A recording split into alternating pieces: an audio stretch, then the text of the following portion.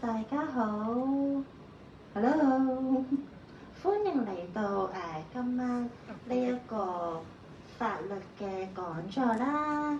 咁我係 Tiffany， 我係 Hong Kong Youth Space 嘅其中一個嘅 Program Director 啦。咁 Hong Kong Youth Space 咧係全港最大提供 part-time 法律課程嘅一個教育機構嚟嘅。所以咧，我哋咧係有好多唔同嘅法律課程，咁所以你哋想讀法律嘅朋友仔咧，可能就唔知道邊一個課程先至係最適合你哋嘅。咁咧，今晚咧我就邀請咗另外三位嘅 Program Directors， 咁同我哋去講下究竟唔同即係嘅 law program。咁去睇下咧，邊一個 law program 去最適合你哋啦。咁今日咧係同以往嘅law seminar 咧係有啲唔同嘅，因為三個嘅 program director 咧都係會take turns 去講下唔同嘅 law program， 即係佢哋自己本身負責嘅 law program。咁我哋咧首先係會由Dr. Thomas 開始啦，咁咧佢就會講下呢一個 CLS 同埋 ADLS 嘅 program， 即係 Certificate in Legal Studies 同埋 Advanced Diploma for Legal Executive 嘅。咁之後咧，我哋就有我哋嘅 Head of Law，Mr. Danny Giddings 去講下呢一個 Graduate Diploma in English and Hong Kong Law CPE program。咁咧，最後Last but not least 咧，就有 Mr. Kelvin Wu 去講下我哋今晚嘅唯一一個 LLM program， 係全名就係 Mmu-Llb in Legal Practice Program。所以咧，同往常嘅法律講座咧係有啲唔同嘅。我哋今晚咧係會雙語去做嘅呢一個講座。咁咧，希望喺嚟緊呢一個鐘頭咧，可以解答到你哋對有關即係法律課程嘅疑問啦，同埋咧令到你哋更加清楚究竟呢即係唔同嘅法律課程有啲乜嘢分別啦。咁如果你哋係有啲乜嘢問題嘅話咧，都可以喺嗰個comment 嗰個 box 嗰度咧去話俾我哋聽，我哋係會一路係咁樣睇緊，係會解答你哋嘅問題嘅。同埋咧，我後邊咧係有嗰啲 program 嘅 QR code 嘅，即係唔同嘅 program director 咧，佢哋講唔同嘅 program 之後咧嘅時候咧，咁就有個program 嘅 QR code 啦。咁如果你哋想知道更多嘅話咧，就係 scan 呢一個 QR code， 咁就係咯，上網睇啦。OK， 咁我哋而家有請 Thomas。Hello。Hello， 大家好，等我坐好啲先，係啦。Hello， 係。Hello Thomas， 你好啊。Hello。你今日係咪會講下你嗰個 CLS Certificate in Legal Studies 嘅 program？ 唔淨止 CLS， 有好多唔同嘅 acronym， 有 CLS 啦、DLS 啦、ADLS 啦、ADLE， 點解咁多唔同 program， 咁多唔同嘅名？係咯 ，stand for 啲乜嘢咧？你係啦，咁我講翻第一個 program 先啦。其實即係呢幾個 program 咧都有相當嘅連貫關係嘅。咁就我想同大家介紹下呢個 CLS 先。CLS 咧就係簡稱就係叫Certificate in Legal Studies， 但唔好睇少，即係話覺得 certificate 咧就比較係一個low level 嘅 program， 咁絕對唔係嘅。因為其實咧，我哋呢個 articulation pathway， 咁即係讀完 CLS 啦，讀完個 cert 啦，跟住咧就可以讀 diploma， 讀完 diploma 啦就讀嗰個 advanced diploma in legal studies， 咁唔會再停嘅喎，仲可以上嘅喎，上去邊度咧？咁叫做 advanced diploma for legal executive。咁點解有咁多 program 咧？咁因為你可以有 cert 啦。cert 就大約係1年度啦，跟住9個月1年啦，係咯，讀得快9個月咯，讀長啲咪1年咯，跟住讀 diploma 又係差唔多1年啦。part time 嘅喎係咪？係啦 ，part time 嗰個真係好就係 part time， 可以半半工讀。但係點解啲學生要揀呢一個 CLS Certificate in Legal Studies 咧？有啲咩咁好啊？哇，好多好處喎！點樣開始咧？好多好處啊！例如啦，嗱，第一好似咁講啦，part time 啦，咁 part time 咧同 full time 唔同咧，就係話你可以一路讀一路做嘢就翻工啦。咁你可以有翻工啊，咁夜晚係即係讀書咯，咁變咗可以繼續賺錢咯。咁仲有好多其他唔同 part time program 㗎嘛？咁但係依個 program 好處就係咧，係嗰個 Law Society 承認嘅，咁變咗你即係譬如上個 professional stream 咧，你可以攞呢個 LE 嘅 title。咁我陣間再講話 LE title 係咩啦。咁係啦，係咩啊？法律行政。好講，你想而家講咯，俾我講，好啦，而家講啊。Legal executive 以前咧中文我哋叫做師爺啦，咁其實咧係即係好多唔同嘅名詞啦，可以叫做 law clerk 啊、paralegal 啊，但 legal executive 咧係一個 professional title 嚟嘅，就係 Hong Kong Law Society 承認嘅，咁即係代表你可以出嚟啦，你可以喺自己個 LinkedIn 嗰度啊、履歷啊、CV 啊度寫我係呢個 executive，咁有 limited right of audience 都可以上庭啦。可以即係嗰啲有限嘅發言權係啦，多謝。咁其實好處就係咧，係一個legal industry 嘅可承認嘅 title 咯。咁個人都知道 LE 係咩嚟嘅。即係以前嘅師爺係唔承認嘅，而家嘅法律行政人員係多數承認。係啦，係有個即係好多唔同嘅地方都 professionalize 呢個 job role 啦。咁第二個好就係咧，咁即係譬如你話啊，其實我冇興趣，或者我而家未話好想做師爺，或者根本就呢個唔係我嘅目的。咁譬如你話想做律師，亦都可以嘅，可以由 cert 開始 ，cert diploma。Advanced Diploma in Legal Studies， 跟住叫做 Advanced Diploma for Legal Executive。咁其實你覺得哇咁多 program，嗰條路係咪好長遠咧？其實係咯，係咪好多年㗎嗰度？唔係啦，你諗下啦，讀 LB 咁都要4年啦，咁你讀 Cert part time 1年9月，係咯 Diploma 1年9個月度啦。咁你讀嗰個 ADLS 一個 Advanced Diploma for Legal Studies 6個月度，咁其實而家加埋都2年6個月啫嘛，2年半，係咯。但係仲要 part time。仲要 part time 喎。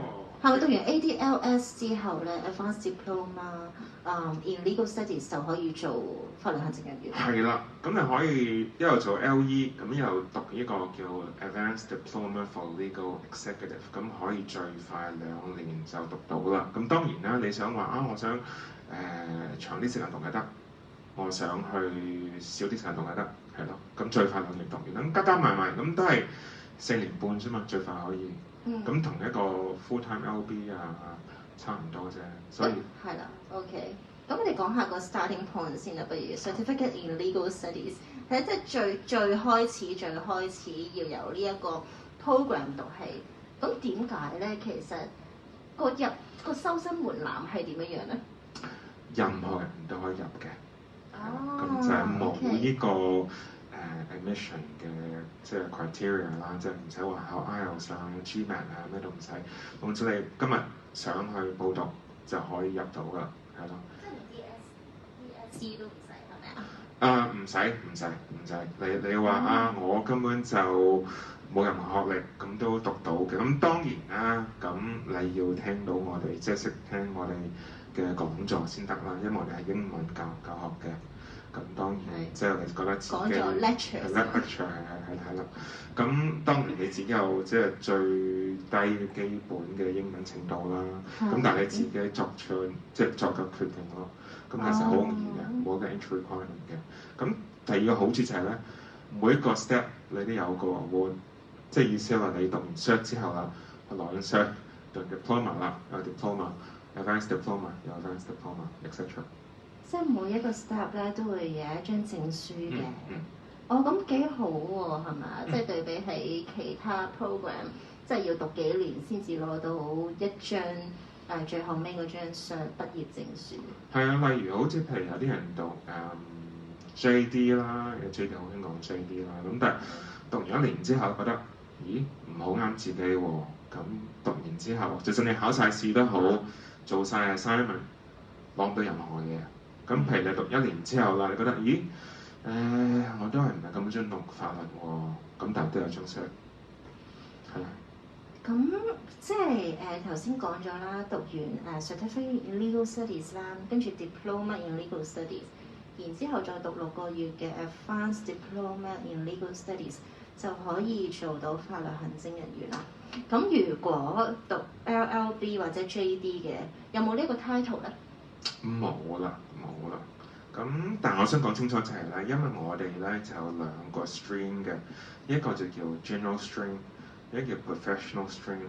咁你想攞 LE 嘅 title 咧，一定要讀 Professional Stream 先可以攞到嘅。同埋你想即係考 PCL 咧，即係讀完嗰個 Advanced Diploma for Legal Executive， 攞即係想有資格入 PCL 咧，一定要讀 Professional Stream。咁不如我講下有咩唔同啦，好嗎？好啊。OK， 咁 General Stream 咧就係比較平啲嘅，咁大約係以我所知24,000度啦，係咯，差唔多啦，係咯，咁就平啲嘅。咁但係咧嗰個啲人數比較多啲咯，個 classroom 即係以前我哋係而家都係啦，我哋喺face to face 嘅話咧，咁個班房比較係大少少，人又多啲，咁所以我哋可以平啲去 offer 個 program。Professional Stream 咧就比較係少人數嘅，即係個班會細啲嘅，我諗大約50個人到啦。跟住咁，因為少啲學生，咁我哋收得貴少少，係咯，咁3萬幾蚊到啦。跟住咧，咁但係你要講多次啦，一定要報讀 Professional Stream 先可以攞到 LE title。係由一開始啊，係咪？係啦，即係可以中途轉嘅。係啦。唔好意思，因為呢個唔係我哋嘅決定，呢個係羅素去決定。哦 ，OK， 所以如果要做法律行政人員嘅話咧，即係由 CLS 嘅一開始就要報讀呢個 Professional Stream 啊。係。哦 ，OK， 咁即係 LLB， 即係你就算讀完有 LLB 學位或者係Juris Doctor 啦，法律博士學位啦，都做唔到呢個法律行政人員，即係冇呢一個professional title 嘅，係咪啊？我講得啱啱？即係一定要讀呢一個 pathway 先至可以攞到法律行政人員嘅專業頭銜。係啦，同埋好就係咧，而家我知道咧，咁疫情嘅問題啦，咁同埋好多唔同嘅問題，咁令到即係香港失業率比較高啦。咁但係以我所知，呢個法律呢個行業都比較穩定嘅。咁譬如你出嚟做嘢啦，我唔理你做 LE 又好。你做其他行業都好，讀法律係有幫助嘅，係咯。例如讀 HR 你都知啦，睇好多employment 嘅 agreement 啊，咁譬如你做銀行啦，好多時你都要識 compliance 啊，就算你自己創業都好，都要識到即係好基本嘅 company law、business law 咯。係 ，OK。咁我當即係啲學生唔係讀到 LE 啦，即係未做到法律行政人員啦。咁佢哋stop 咗，即係 CLS 讀完之後 stop 咗，咁又可以點幫到佢哋嗰啲法律知識？其實因為我哋有每一個pathway， 即係每一個 step 都有嗱，例如好似 CLS 啦，有5科啦，咁5科係比較好重要嘅5科嚟嘅。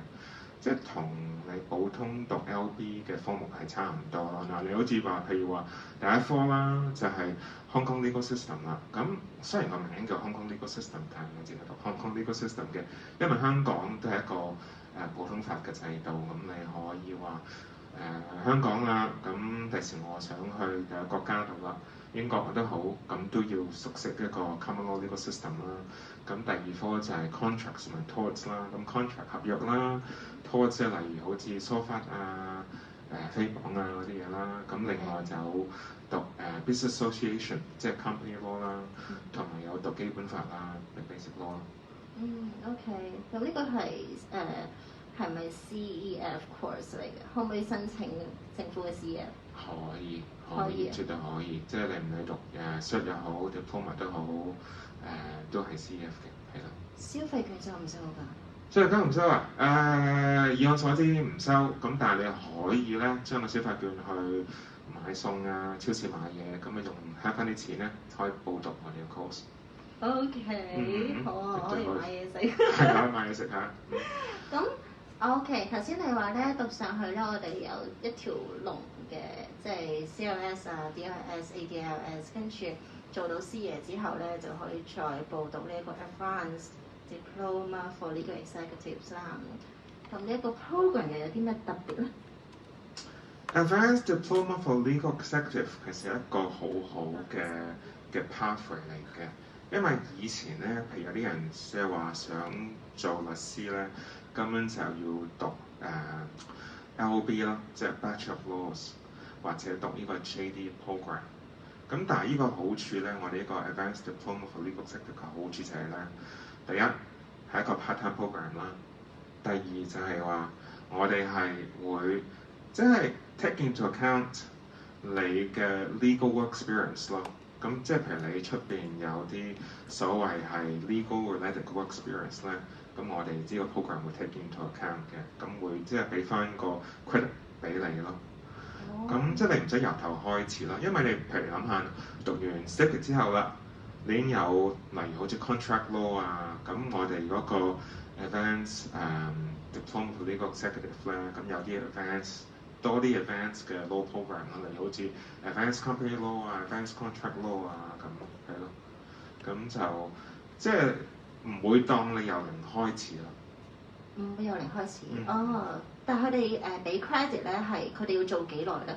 即係佢哋做法律行政人員，咁要哦，唔係一定要法律行政人員嘅。係嘛？啊 ，sorry，係啦，係啦，即係有呢個係啦，你好似你 law clerk 嘅好，你喺marketing 部門，你睇好多 contract 又得，你譬如話銀行你做 compliance 又得，即係嗰個範圍好廣闊嘅。咁你有疑問嘅話，可以問下我哋咯。咁但係其實都唔使話咁擔心嘅，你咪都係由你 certificate 開始，咁其實你都有好多時間去考慮咯。就算你話我讀完 cert 之後啦，或者讀完 diploma 之後啦，我唔想行呢個advanced diploma 條路，咁之後我哋有其他嘅 law program。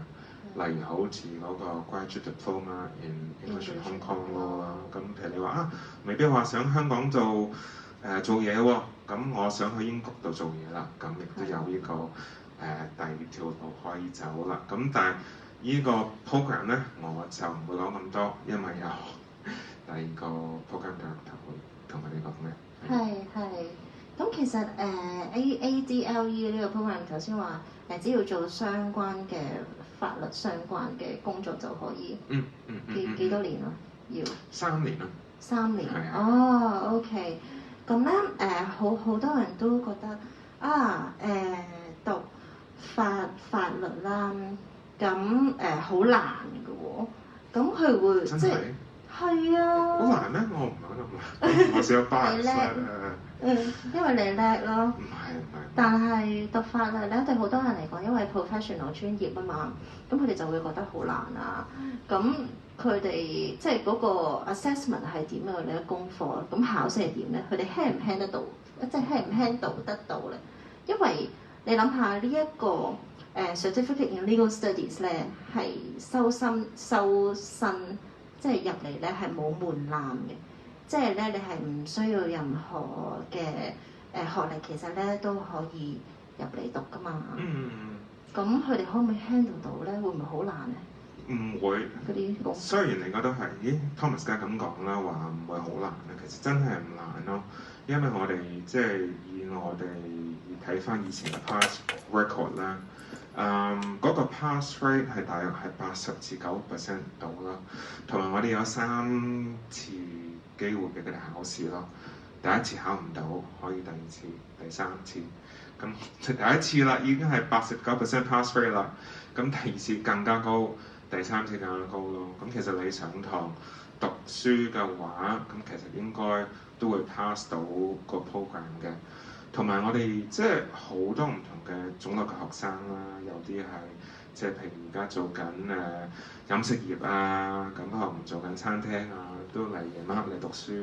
有時有啲長者啊，咁因為我以前教Business Association 嗰時咧，我都有見過啲唔同嘅長者嚟讀書啦，係咯，年紀都比較係大嘅，咁佢讀到，你都讀到，我覺得係咯。係咪㗎？我哋有人就問啊，想問下上堂筆記有冇中文注解？如果有問題，可唔可以用中文問呢？絕對可以中文問嘅，因為我哋咧雖然有外籍老師啦，但係都有本地嘅老師。咁你可以即係喺 break 嗰時啊，或者上堂之前、上堂之後啦，問佢哋咯，咁冇問題嘅。或者你 email 我哋咁我哋可以答翻你嘅。咁但係我想講多一次就係因為我哋呢個 program 咧就係英文教學嘅。咁 Law Society 要求我哋用英文嘅，咁所以堂上咧講座都用翻英文嘅，咁但係絕對你可以用翻中文去問我哋嘅問題咯，係咯。係啦，即係如果嗰個老師係識得廣東話嘅話，係絕對可以用廣東話去問嘅。同埋英文其實唔難嘅，因為我哋而家係第一個 course 咧係 cert 嘅 level 嘅 course， 即係慢慢去 build 嚟咯，即係唔係話好似話啊我而家執讀 LB 或者讀 JD。一跳啦就好深嘅程度，我哋由 cert 開始，所以比較一個好 comfortable 啊、好 easy 嘅 pace 咯，係啦，所以其實都唔難嘅。同埋咧即係其他嘅即係傳統嘅 law program 咧 LLB 啊、JD 啊，咁你係要自己做 notes 噶嘛？咁呢一度又使唔使自己做 notes 嘅？咁當然啦，咁你上堂咁。即係希望你咪淨係玩手機啦，咁都會自己抄啲 notes。但係我哋都有 course manual 啦，有 revision manual 俾你哋嘅，咁所以唔使去出邊買書，唔使去自己做筆記。咁但係你譬如話，我想自己執啲筆記，咁當然可以啦。同埋我想講咧，一樣嘢就係咧，我亦都 post 咗一個 sample class 上我哋個 Facebook 嗰度嘅，所以如果你見唔到，話聲俾我知。咁你可以睇翻我 sample class， 覺得程度難唔難咯？我睇下啲 law book 咧，其實都好貴噶嘛，都成千，係啦，4位數字咁樣，通常都一本都要，所以咧係慳翻好多錢。唔單止個 program 幫你慳錢，然後我哋嘅 notes 啦、course manual 啦、老師俾你嘅 PowerPoint 啦，咁都可以係啊，即係好足夠。好齊全啊，其實係你根本就唔使話。任何去 book 書同埋買書啊，有晒 PPT， 有晒 PowerPoint， 有晒 course manual， 有晒全部嘅course material。OK。下次 weekday mode 嘅 CLS Professional Stream 會幾時開班呢？我會不如咁啦，我啲 course timetable 啊，嗰啲 information 啊，我陣間喺嗰個 chat 嗰度 post 啦。喺 chat 嗰度 post。係啦，我陣間會 post 答俾你啦，係啦，大家可以知道我哋嘅 timetable。係啦，仲有人問就係如果我已經有一個 non-law 嘅 degree， 咁你應該覺得我應該係去讀 CLS 啊，定係 CPE 咧？睇其實你自己嘅目標係咩咯？即係譬如話有啲人係讀 CPE， 即係。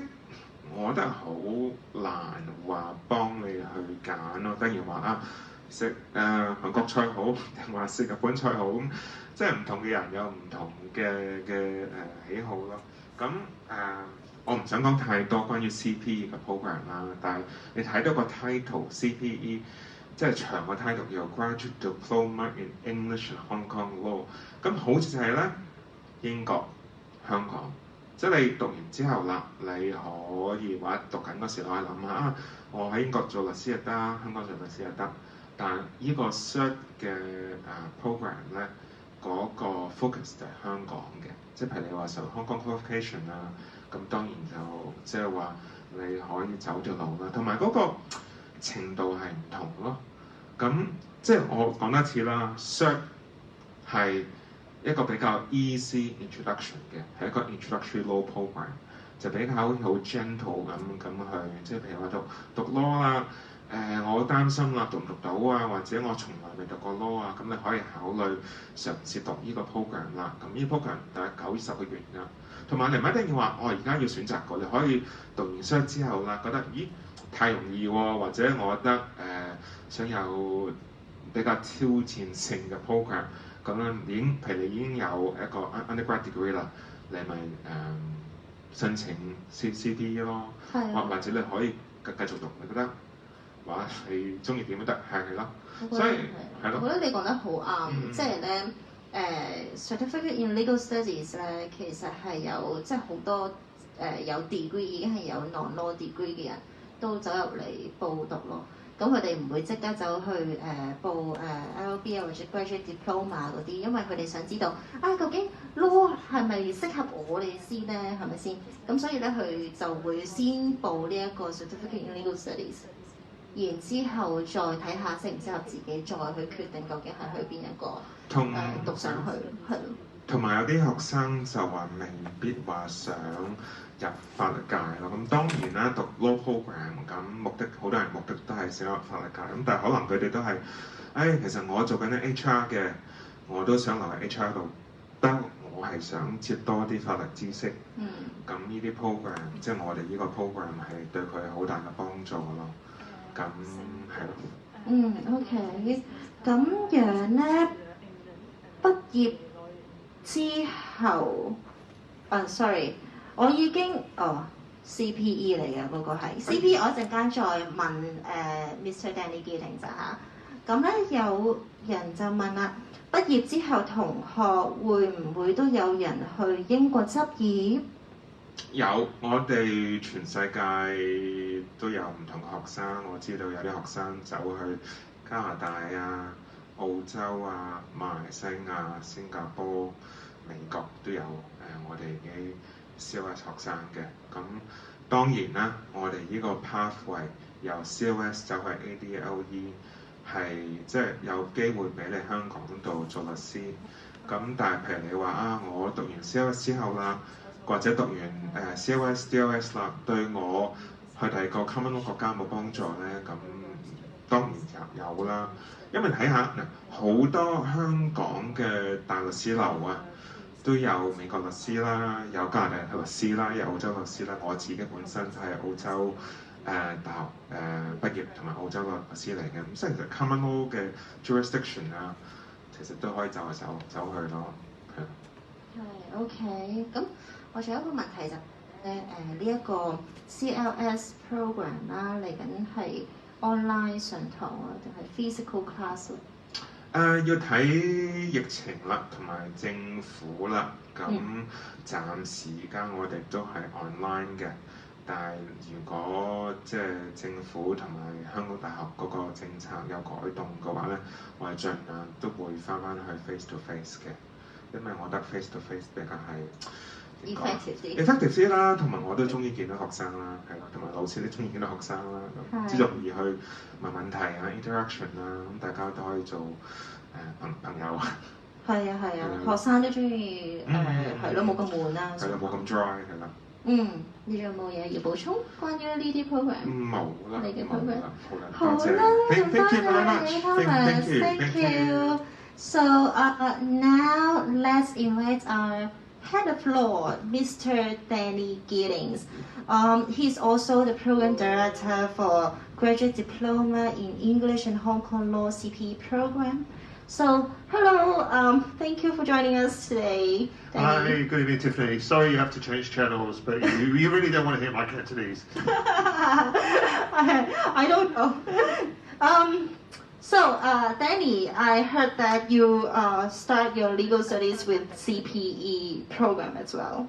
Yeah, I'm not going to tell you when I studied on the CPE, but I'm a Hong Kong U Space law graduate. I was a journalist, and studying at Hong Kong U Space changed my career. Now I'm here running law programs. When I studied at Hong Kong U Space, I didn't know any law, and I learned my law by studying at HongOng U Space. Oh, really? How long has it been then since you graduated from CPE? That's why I'm not going to tell you that, but what I will tell you is the CPE has been going for 30 years.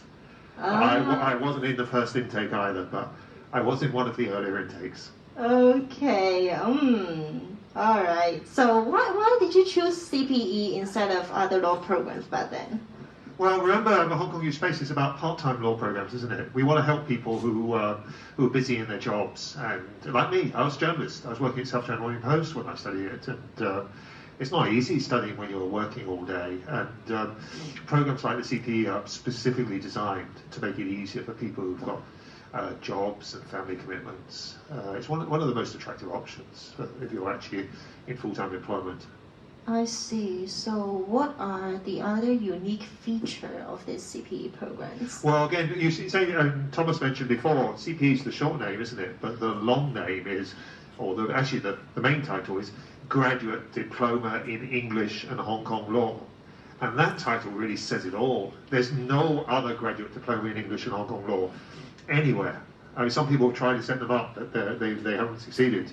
This is the only graduate diploma in English and Hong Kong law, and that means you study the law you need to be a lawyer in Hong Kong, and you study the law you need to be a lawyer in England. And we have masses of graduates in Hong Kong as lawyers, and some even judges, but we also have graduates who've gone off to England, and they're qualifying as lawyers in England and Wales, or they're qualified. So one I was talking to in Manchester who works in a top 30 law firm. He was one of my students 5 or 6 years ago. Oh, I see. So would this program actually gives more advantages to students because they study both English and Hong Kong law? Yes, I mean, it's very good if you haven't, not just England or Hong Kong. I was talking to another of my students who's gone to Australia, and she's qualifying as a lawyer there. Australia, she had to take a couple of extra exams, but only a couple. I mean, because remember, I mean, law in Hong Kong is common law. It's pretty similar to the law in many countries around the world. And so if you study the course, especially a course like this, which, remember, graduate diploma in English and Hong Kong law, it's actually a UK qualification. I mean, yeah, it meets all the requirements you need to be a lawyer in Hong Kong, but it's awarded by our partners, Manchester Metropolitan University. Some of my students last year, they're in Manchester now. They moved over to finish their studies there. So you actually get a UK award. I see. So the student can actually study in UK with MMU. Yeah, several of my students last year, they studied with us, and they wanted to move to Manchester, so they're by all accounts, they're doing pretty well. What subjects will they be studying with MMU if they go to UK? Well, basically the same ones as here. They'll miss out on the Hong Kong subjects. I mean, most students will stay and finish here in Hong Kong because then you cover all the subjects. If you want to be a lawyer in Hong Kong, you can be exempt from these extra exams that students on other courses need to do. But if you go over to Manchester, you can, apart from the Hong Kong subjects, you complete the remaining subjects. The rest of it's English law, and then you're qualified to go on to barristers courses. You've covered most of the subjects needed for the new solicitors qualifying exam in UK. You have to top up a few, but you've already got good foundation. All right. So is this course going to be taught online or physical? We believe in giving students choice, and so for the students who join this year, I can't promise if you join in future years, things may change. Students this year, we will give you a choice. You can either come into the class, assuming things are okay and the COVID wave's received, you can either come into the classroom. A lot of students prefer to be in the classroom, and you were saying earlier, right? It's much nicer to see the teachers in the classroom. But equally, if you prefer to study online, we'll be running what we call dual mode. Every class students get to choose, and you don't even have to decide in advance. You can decide on a class-by-class basis. If you want to come into the classroom for one class or watch the next one online, that's fine as far as we're concerned. Well, that's a great flexibility, right? Yeah, we've been able to do that because of COVID. Of course, the lecturers from Manchester, they can't come to Hong Kong at the moment, so they'll just be online. But the remainder of the course being taught by people in Hong Kong. Students will have a choice, and it's been probably the most popular thing we've done on this course in recent years, giving students that flexibility. And Hong Kong Youth Space, we're all about students, so if that's what the students want, we try our best to accommodate. I see. So some people is asking, after CPE program, can they switch to Mmu-Llb program? So what's the progression pathway? CPE, yeah, if you take, it's a very good question. you take CPE, the Graduate Diploma in English and Hong Kong Law, you've actually already completed all the law subjects you need if you want to go to the UK and if you want to join a barrister's course in the UK. And you've done those already, and as I mentioned, some students are going off to Manchester. But if you want to qualify in Hong Kong requires more law subjects. And that's why we have an additional sort of top-up just of 1 year, which covers all the remaining subjects in Hong Kong that are required in Hong Kong. Remember, in Hong Kong, there's only one way. Whatever LLB might do, there's only one way of becoming a lawyer in Hong Kong. You have to go on to the PCLL. And PCLL requires various subjects that you have to do before you go to PCLL. You do other law courses, you have to take extra exams in them. Because of the structure of the Graduate Diploma in English Hong Kong Law and this 1 year top-up LLB, not only do you get an LLB, but you cover all those subjects. We are almost the only people who are students are going on to the PCLL without doing these extra exams. I see. So some people ask, let's say she finished study. Can you even study the Mmu-Llb in Manchester? Yes, we remember we try our best to help students, and last year students started asking me whether they could transfer to Manchester, and I discussed that with Manchester, and yeah, Manchester wants to help out as well. I don't think anyone has done it yet. Some have expressed interest, but it's a Manchester award. Students normally prefer to do it in Hong Kong. You do it in Hong Kong, you'll cover the Hong Kong subjects for PCLL, but if you want to do it in Manchester, that's fine. I mean, after all, it's their award, and they've been working out. See, the way the sequence of the subjects is a little different in Manchester, so they have to slot you in for the ones that you haven't done. But in principle, Manchester told me that that should be no problem. And I imagine it won't be long before, maybe this year, we have someone going off to do that. Oh, I see. I mean, every year, it's this incredibly popular course. Every year we have hundreds of students, and we have something like 500 applications, but we can't take them all, but we still have a couple of hundred because it's so popular. And most of them are going to stay in Hong Kong, but if you've got a couple of hundred students, then there's some going all over the world. That's why I mentioned my student who's in Australia qualifying as a lawyer now, and several of them in Manchester. Exactly. So let's say she finished studying LLB, Mmu-Llb program in Manchester. Can she stay in the UK and finish the SQE and legal training courses?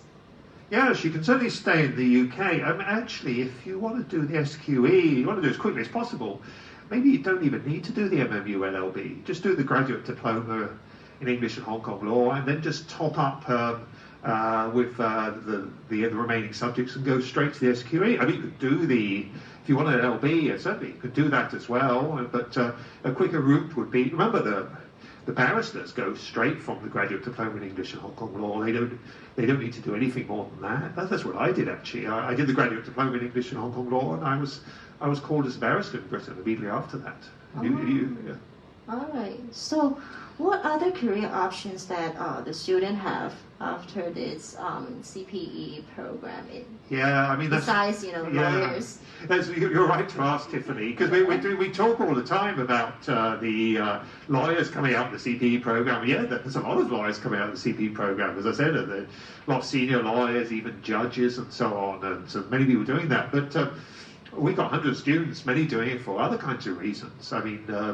I did it, and I went on to teach law. I've got friends who are still journalists who did it. We've got business. You have a look in some sort of business directories. You'll see several senior people in companies all across Hong Kong who've done this course. It's not just. I mean, it's a great way to become a lawyer, but it's certainly not just about that. I mean, every year I'm looking at the applications now. They're flooding in for this year. We've got engineers applying, architects applying, or literally doctors applying. Really? How can it help their careers? Well, I mean, law is pretty useful. You're a doctor, you don't want to be sued, right? Mm-hmm. I mean, law is pretty useful in whatever career you're doing. Medical negligence. Yeah, I mean, and it's partly about knowing the law, but it's also studying law teaches you legal skills. There's a certain way of writing and arguing, that kind of thing's applicable well beyond law. I mean, transferable skills. Yeah, it's good that you mentioned. I mean, sometimes we focus. I mean, we're very proud of our alumni who go on to be successful lawyers, but sometimes we focus almost a bit too much on that. We forget the hundreds of thousands, because we've been going for years, thousands of other alumni who go on to all kinds of successful careers in Hong Kong around the world. You're just as proud of them. When I go to the alumni events, there are masses of lawyers there, but the masses of people, businessmen, and all kinds of literally every kind of profession. I see. So someone's asking, he already have a degree. I guess it's not law degree. And then he wants to apply CPE and then practice law. But how long can this program study, like the longest terms? Well, if you've already got a degree, then that's exactly what the CPE is for, because the CPE, the graduate, again, remember the long name, Graduate Diploma in English and Hong Kong Law. It's mainly for students who already have a degree. We make an exception for Dr. Thomas Ng's excellent program, the Certificate of Legal Studies. So you come up through that, we'll admit you even if you don't have a degree, but most of the time you're going to be like this gentleman who's asking the question. You've already got a degree, but you haven't studied law. Then you come and study with us, do the Graduate Diploma in English and Hong Kong Law, do that 1 year top-up, the LLB, that's it, that's 3 years part-time study. And then you're immediately eligible for the PCLO. You don't have to do any, which is, remember, PCLO is currently the only way of qualifying as a lawyer in Hong Kong.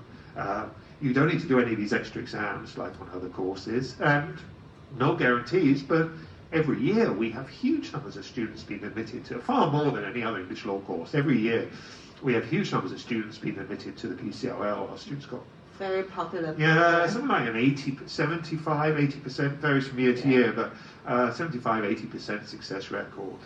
When I'm on Hong Kong U campus, not now when it's online, but when the user classes, I'm always bumping into my former students there.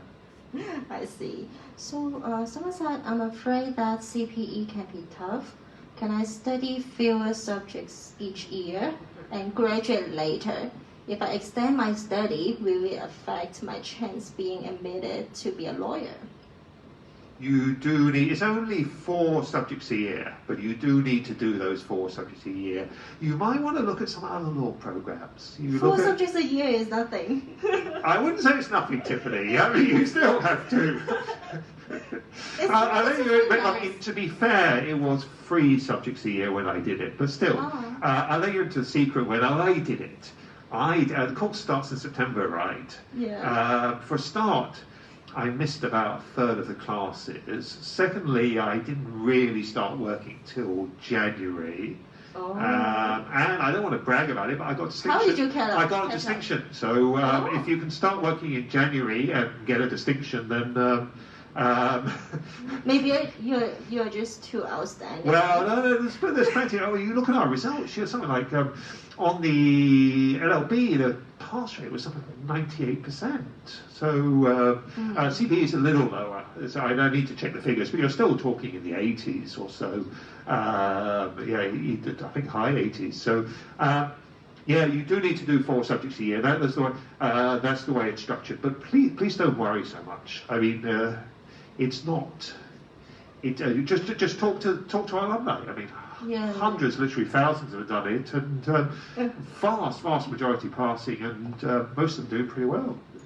Yeah, and Marco, and it said 4 subjects a year is nothing, because if you do JD or LLB, you study 5 and 6 subjects per semester. So 4 subjects a year is like, it's so. Yeah, and what you have to remember is you get a lot of help with these subjects. Yeah. We're very proud of the fact.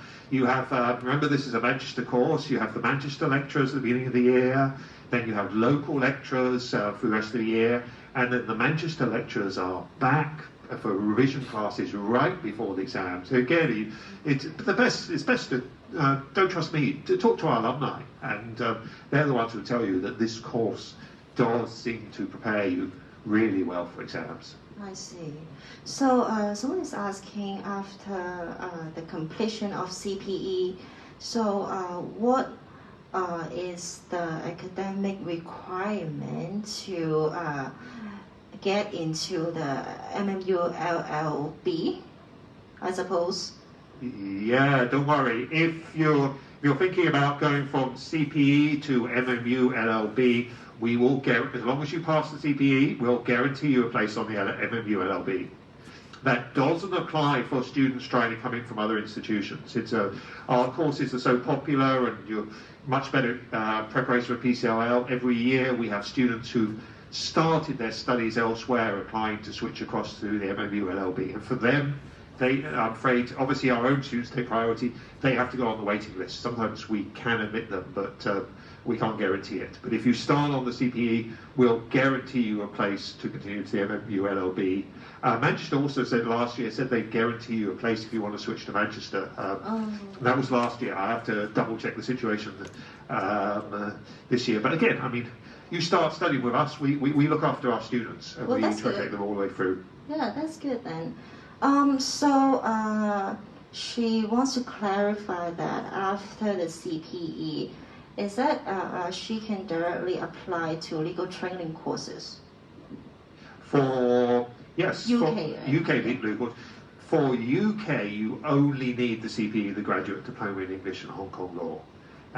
For barristers courses, you go, which is what I did. You go straight on to barristers courses, and of course for being a solicitor in the UK, they've liberalised it. Now they have the solicitor's qualifying exam. Actually, strictly speaking, it's not officially required to study law before you do that exam, but good luck passing if you don't. I mean, most students will still need to do a course like the CPE if you want to pass the exams. But it's no doubt it does make the path of qualifying as a solicitor in Britain much quicker than it was before. I see. So is it competitive in UK? It's like in Hong Kong PCLL program. So is it highly competitive for the legal training courses? I have some good news for any of you who are thinking about taking a legal training course in the UK. It's much easier to get a place on a legal training course in the UK than the PCLL in Hong Kong. I know we have huge number of students on the PCLL every year, but obviously not everyone gets on, and I do know some who didn't get on the PCLL in Hong Kong, and they go to a legal training course in the UK because there is a problem in Hong Kong is there's not enough places. UK is a much larger country, right? There are a lot more universities offering these courses, and so there are a lot more places available. So you always have that the fallback if you're if you can't. I remember lots of our students get on the PCLL in Hong Kong, but if you can't, or if UK is your destination anyway, then it shouldn't be difficult to get a place on a course in the UK. And remember, of course, the CPE is an Manchester Metropolitan University course, MMU course, so of course they're going to do their best to try and provide places on their own courses for any students who want to go to Manchester. I see. So let's say they can't get into the PCLL and then they go to UK and do the legal training courses and then they qualify as a UK lawyer. So can they come back to practice law in Hong Kong with the UK qualification? It's not easy. I mean, you can do, or it is possible. I say that you can. There's things such as qualified lawyer transfers test, overseas laws qualification examination, but it's a very long route that way. You'd have to work as a lawyer in UK for several years first before you could apply. Honestly speaking, if your goal is to be a lawyer in Hong Kong, then you're better off sticking with your studies in Hong Kong. And just remember, I mean, as I said, something like close to 80% of our students who apply for the PCLL get in, study with us, do a reasonable amount of work, and your chances, there are no guarantees, but your chances, if you study with us, your chances of getting in and qualifying as a lawyer in Hong Kong are really excellent. I see. So someone is asking, do they need to study 4 subjects at the same time? We spread out the teaching across the year, and so that you'll have classes in one subject and then classes in another subject. We know students don't like having exams sprung on them early in the year, and the way to do that is that to spread out the teaching. So there may be, I think the earliest, there's a short test at the start of year one, but that's a multiple choice test. 98% pass rate, something like that. But in terms of proper exams, we can pretty much guarantee you won't have any proper exams until something like February, and even that's another multiple choice exam. And the main exams, they don't come until May, and then you've had a chance to have proper revision classes. By that time, you've had 9 months, 7, 8, 9 months teaching in all those subjects. So that's why students do so well. I see. So is there any more about this program that you want to share with us? Just don't believe the horror stories when you. The first class every year, I always go along and tell students that there's a lot of rubbish on the internet about how difficult it is. Not specifically about this program, you probably a lot with some of this program, but about how difficult it is to get into the PCLL. Just don't believe it. Come and study with us, and you can join the huge numbers who do get in, because every year students tell me they've got no chance. A few years later, I see them on the PCLL. So, but please don't believe a lot of the stuff you read about how difficult it is on the internet. We've helped hundreds of students, thousands of students into legal careers. If that's your path, we're happy to help you as well. So studying law is not that hard. After all, it's not going to be easy, right? But it's not nearly as difficult as people sometimes make out. True. So thank you so much, Danny, for sharing the information with us today. It's really nice talking to you. Thank you. So 而家我哋會邀請 Mr. Kelvin 會入嚟同我哋傾下偈啦。咁 Kelvin 咧，佢都係其中一個，佢哋係教 CPE 有教 CPE program 嘅老師嚟嘅。係啊 ，hello。Okay. Is there a question or？ 係 is a question。OK， 你教乜嘢嘢？我教過啲tutorial 啦，教 contract 啦，今年。OK， so Kevin 都係而家係practicing barrister 嚟㗎啦。咁同埋咧係啦。咁對於呢一個 CPE program 咧，你覺得點樣啊？你教完呢一個學期之後，其實第一樣嘢就係我而家係 practice 啦。咁我有好多即係同事都係喺 CPE 讀完。就而家做緊 practice 嘅而家，咁其實佢哋 knowledge 個個都好 prepare 咯，即係呢個 course。係，佢話咧sorry，佢話有個朋友問如果中學畢業嘅話，可唔可以讀呢一個 graduate diploma in English and Hong Kong law？ 咁我諗之前Danny 都有答過呢個問題嘅，咁就係如果你係喺我哋嗰個certificate legal study 開始咧，咁你就可以入 CPE。如果唔係咧，最好都係有大學學位咯。係 OK，so 咁佢話咧，如果佢自己本身有 master degree in commercial， 咁完成咗呢個 CLS 之後啦，咁佢可唔可以申請呢一個即係讀呢一個 CPE 咧？咁即係已經讀完個 master。佢已經有呢個 master degree in commercial， 然之後咧，佢就問佢可唔可以讀完 CLS 之後再讀 CPE 咧？可以，你直接入 CPE 都得嘅。其實如果你已經有大學學位啦嘛。OK。直接入 CPE 都得，但係如果你想即係有個 basic understanding 你想了解下試下先或者因為成績都係重要嘅。如果你最尾都係想入 PCLL， 咁或者你想試下CLS 先都唔定嘅，都可以咁做，即係可以有呢個 option 咯。即係話你自己係冇呢一個 law 嘅 background 咧，咁咧你就唔知道 law 適唔適合你啦，同埋咧你讀唔讀得到咧？咁你就可以報 CLS 係咪啊？你係咪咁嘅意思啊？係啊，就好似 Thomas 早啲咁同我哋講，Thomas 好似 Thomas 咁樣講。OK， 咁呢一個 program 嘅 class size 大唔大㗎？咁我哋一年就有成都100幾個學生嘅，咁如果每一個 class 每個 tutorial 啊，都我哋盡量細咯。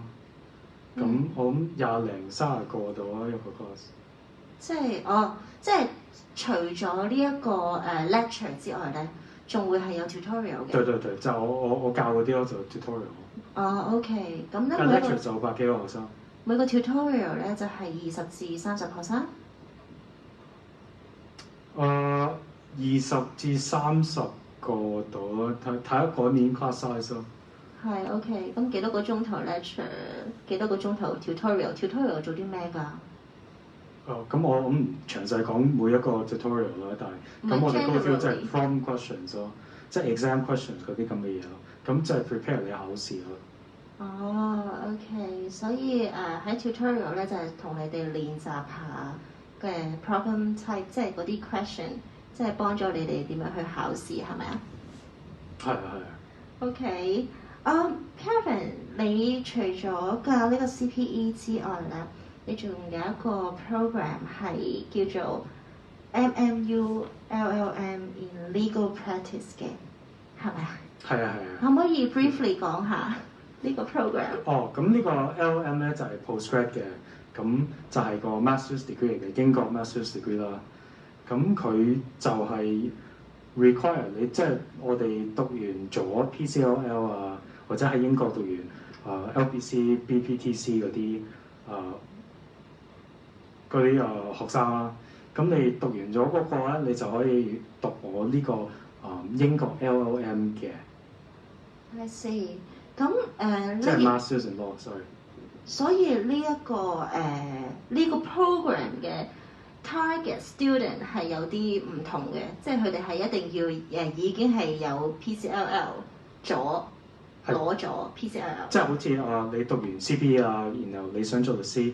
咁你就要讀呢個 PCLL 㗎嘛，咁你入咗 PCL， 你讀埋 PCL 咧，你就可以申請我哋呢個 LLM 嘅，咁都係 MMU 同 CBA 啊。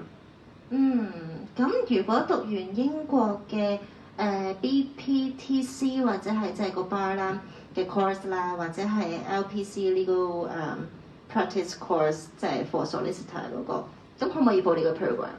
可以。都可以嘅。係。咁你有呢個 masters， 我諗即係點講，你揾工都會容易啲咯，一係英國啊，一係香港咁咯。好。咁讀啲咩嘅？嗱，呢個就 highly flexible 嘅，你想讀乜嘢都可以安排。咁即係你想讀commercial 啊、land 啊、English land、English tort， 即係任你揀，我哋就盡量幫你安排一個適合嘅 supervisor 去同你去教你嘅，咁就係 one-on-one teaching 嘅，咁就係你同埋你個 supervisor， 一係可以淨係 purely 上網做，我哋而家啲同學個個都係淨係上網 Zoom meeting 同佢個 supervisor， 有啲 supervisor 係英國嘅，咁佢喺英國就做呢個supervision session 啦，咁呢樣嘢就唔使考試嘅，你就係齋寫文，一個3000字。proposal 啦，一個就係15000字嘅 final dissertation， 咁樣就1年內就可以讀完㗎啦。15000字咧，聽落好似好多咁，其實咧就好似唔係好多咯，對比起。係，好似好多，但係又唔係好多，但係係啦，冇錯，因為你唔使考試啊嘛。係唔使考試咯。係啦。咁好 flexible 嘅，你個 timetable 有自己可以決定啦。咁你可能到時已經係 practice 緊。咁你有幾多時間，你就去盡量寫咯。但係就冇話到你要寫幾耐啊？你可以有啲學生可以耐啲，有啲可以快啲都唔停嘅。OK， 所以1年嘅 part time 通常咧都可以搞掂㗎啦。但係咧，你仲可以加快進度，如果你係即係快手啲嘅話。係。OK， 咁你好似嚟緊有一個Facebook Live 都會講呢一個。program 我就係今個月28號都係7點嘅，咁你就我到時會有個 link 可以俾你報名嘅。哦 ，OK， 但係你唔好走住，因為咧仲有人問緊問題，佢梗係啦，但係唔關你呢個 program 事嘅，但係你都要答咯。咁佢話我哋可唔可以入 PCL， 即係讀完呢一個degree legal degree 之後咧，如果係冇任何嘅法律工作經驗嘅話咧，咁可唔可以入到 PCLL 咧？可以，係講成績嘅 PCL 就係講成績咯。呢個 degree 係咪講緊 CPE 定係LLB？乜嘢 degree 就係啦，即係可以入到 PCLL 嘅課程咯。即係無論係 Advanced Diploma for Legal Executive 啊、CPE 啊，或者係咯Mmu-Llb 啊。係啊，咁我哋有三個咯，即係啱啱講 Thomas 嗰個 ADLE， Danny 介紹嗰個 CPE 同埋之後1年嗰個 LLB 都可以入 PCL， 唔使工作經驗。ADLE 係咪 ADLE 本身就有工作經驗嘅嘢？咁佢可以冇工作經驗嘅 ADLE， 但係畢業之前一定要有工作經驗咯。係啦，一定要有3年嘅法律相關嘅工作經驗。係啦，頭先 Thomas 講。係，如果到 ADLE 係好特別嘅，全香港第一個係可以即係唔使經過 LLB 有 degree 就入去 PCL。亦係唯一一個嘅 program 係俾你法律相關經驗、工作經驗學分咯，所以呢一個 program 都幾特別，我哋覺得。嗰個我都有份教嘅。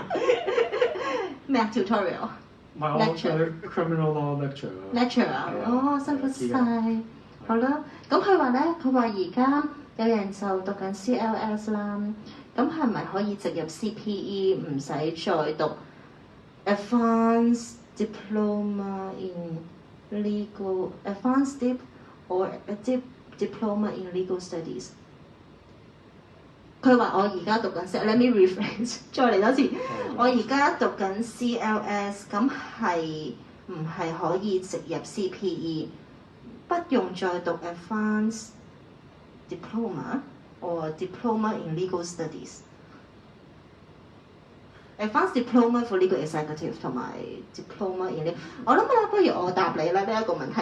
咁咧，你而家咧讀緊 CLS 啦，咁你可唔可以入 CPE 咧？就好視乎其實你有冇一個 degree， 即係 undergrad 嘅 non-law degree 啦。咁如果你冇嘅話咧，其實你可以讀上去Diploma in Legal Studies 同埋 Advanced Diploma in Legal Studies 嘅。咁如果你讀完嗰個 Advanced Diploma in Legal Studies 嘅話咧，咁咧你就可以再一係咧就讀呢一個 ADLE Advanced Diploma for Legal Executives， 或者咧去呢一個 CPE 咁樣咯，係啦。就係好視乎你有冇 degree。如果你而家有 degree 嘅，你讀完 CLS，of course 你可以即刻 apply CPE 咁咯，係啦。咁有人又問啦，我哋可唔可以讀 graduate diploma in law 用 DSE result？ 即係佢話可唔可以sorry bilingual。等我 translate 下，佢話我哋可唔可以咧冇讀過 CLS， 但係咧就係得 DSE 啫，就可唔可以直接入 graduate diploma in law 咧？唔得嘅，係唔可以。好啦，答咗你啦，所以一定要有 CLS 讀起。如果冇大學你就喺 CLS 讀起。係啦。好啦，咁大家仲有冇其他問題咧 ？For Calvin 嘅，或者其他 law program 嘅問題，答唔答得晒啊？答得晒啦應該。咁如果大家冇其他問題嘅話，咁都係差唔多啦呢一個 law session。咁如果你仲有啲咩問題嘅話咧，可以留言啦喺下邊，或者係PM 我哋都得。咁咯，係咯 ，Thank you so much, Kevin。有報見。好。